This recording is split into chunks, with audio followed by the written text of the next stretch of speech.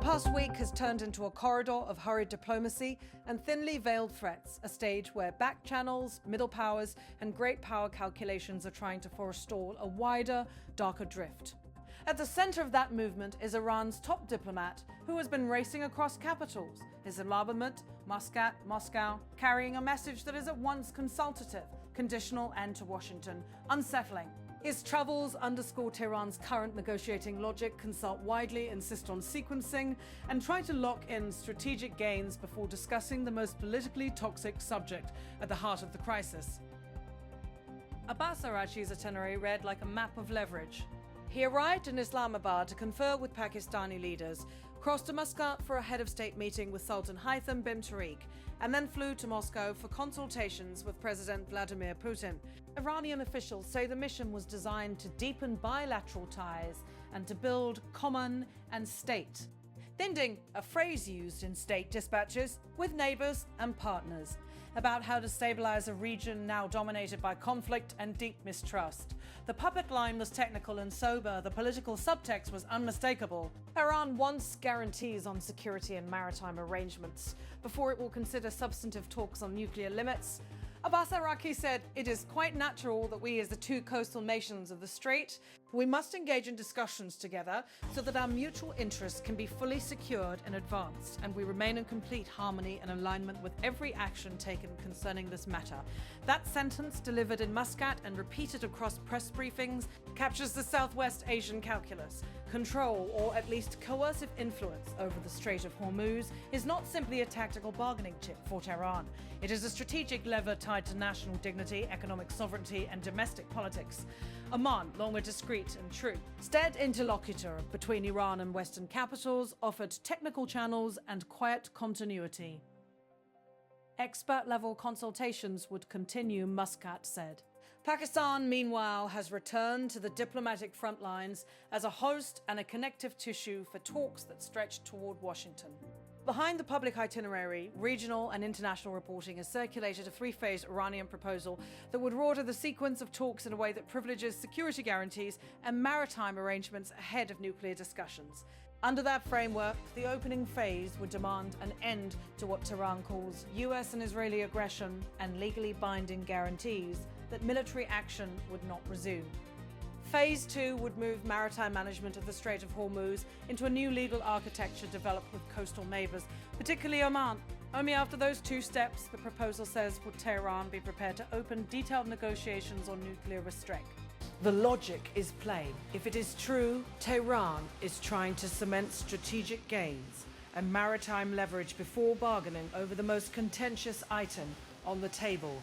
It is a bargaining posture designed to protect political red lines at home while attempting to extract movement abroad.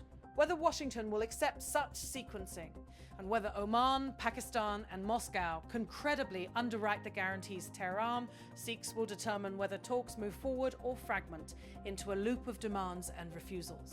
Inside Iran, the diplomatic push is being balanced against sharper voices in the security establishment. In parliament and in conservative circles, rhetoric about resistance and red lines is not mere theatre, it is a constraint with real teeth. One parliamentary figure summed that domestic imperative bluntly: the 40 days of heroic resistance by the Iranian people must absolutely ensure that we exercise our people's rights and secure the nation's interests.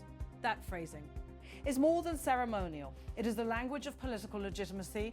Every concession must be defensible to an audience in Tehran that has been rallied by months of sacrifice and slogans of dignity. Hardline lawmakers and security officials have argued that any deal that looks like surrender to US pressure will be rejected at home. That dynamic has shaped the contours of what negotiators can offer and what their political bosses will accept. The result is a dual-track negotiations.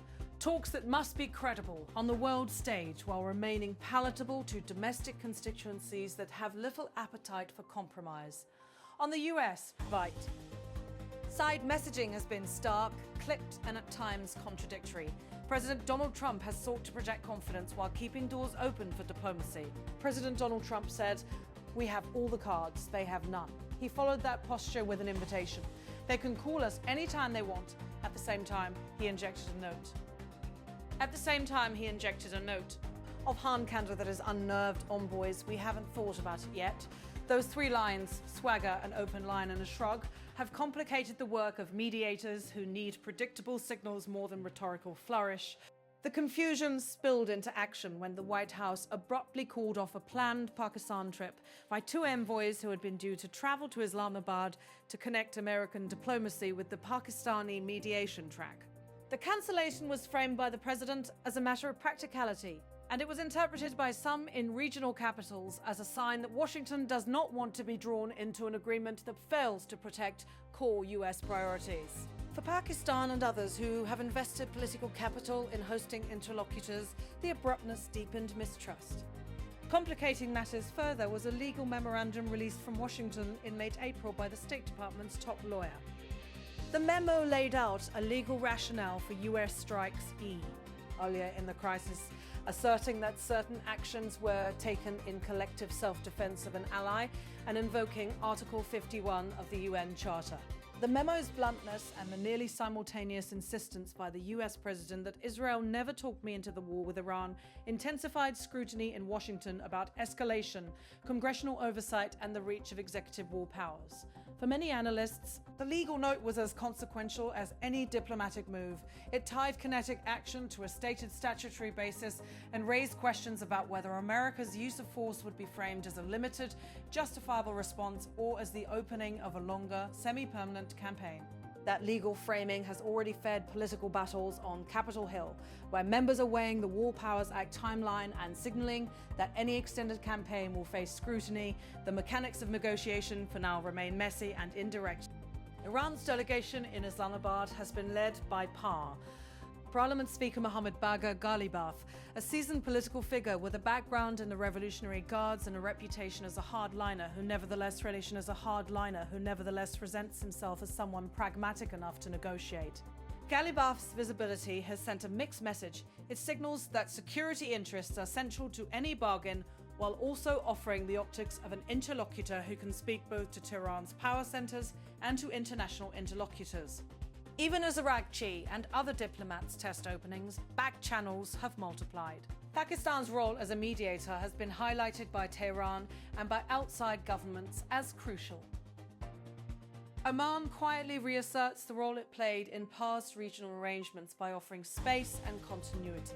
Moscow's involvement through consultations with President Putin and other officials adds another complex layer. Iran and Russia have deep security and economic ties, and Tehran's outreach to Moscow may be intended to bring a powerful guarantor into any future settlement, whether as a diplomatic amplifier or as a formal participant in guarantees. For Washington, Russian engagement is double-edged. Moscow can help restrain a fight, or it can harden alliances that complicate a negotiated settlement. That is the strategic dilemma driving much of the shuffle diplomacy. The parties must decide whether the immediate cost of excluding a major external player outweighs the risks of empowering it in the bargain. Economics has become entangled with security in ways that further complicate talks. The Strait of Hormuz is a literal choke point. A large share of the world's oil flows through it, and any shift in its status or practical management could ripple across shipping lanes, insurance markets, and energy prices. Tehran's negotiators have floated unconventional economic measures, including ideas to move transactions into alternative currencies and bilateral settlement systems. In one parliamentary formulation that circulated idly, a demand was voiced that the conflict must be settled in Iran's national currency, the rial, an assertion that signals how economic sovereignty has become another front on which leverage is sought. Whether such demands can be squared with global banks, insurers, and shipping companies is an immediate practical barrier to rapid change. Diplomacy in this environment is patient and incremental.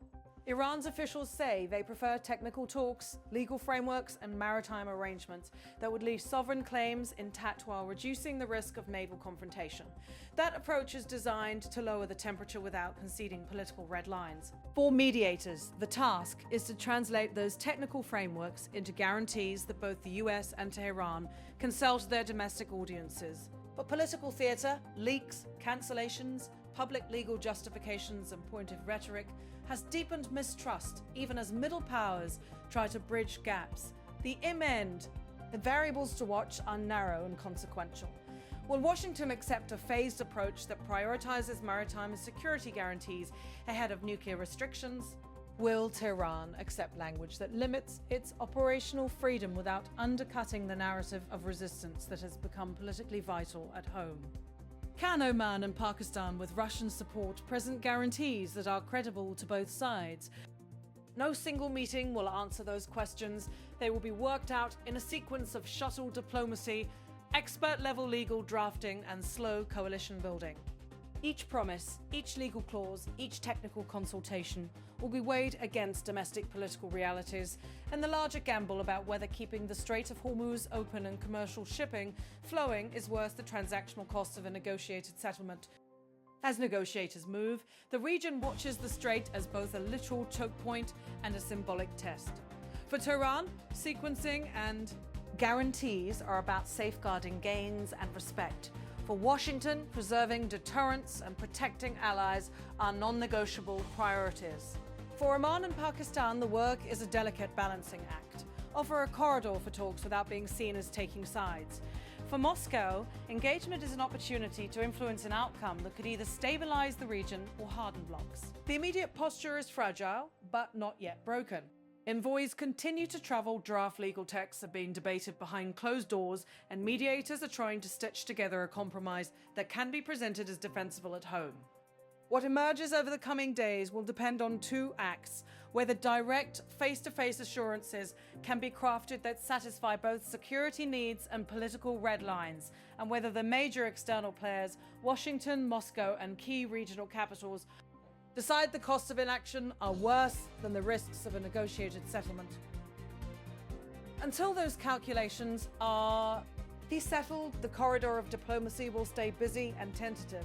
The Strait of Hormuz will remain both a barometer and a battleground. If negotiators can keep ships moving and words binding without ceding irretrievable advantage, the crisis may be containable. If not, the region risks becoming a theatre where local disputes cascade into global disruption. The next moves will be small and legalistic, all sudden and decisive. Either way, they will be carefully watched, and the stakes will be measured not only in political capital and legal texts, but in whether ordinary trade and ordinary lives can move through that narrow waterway unimpeded.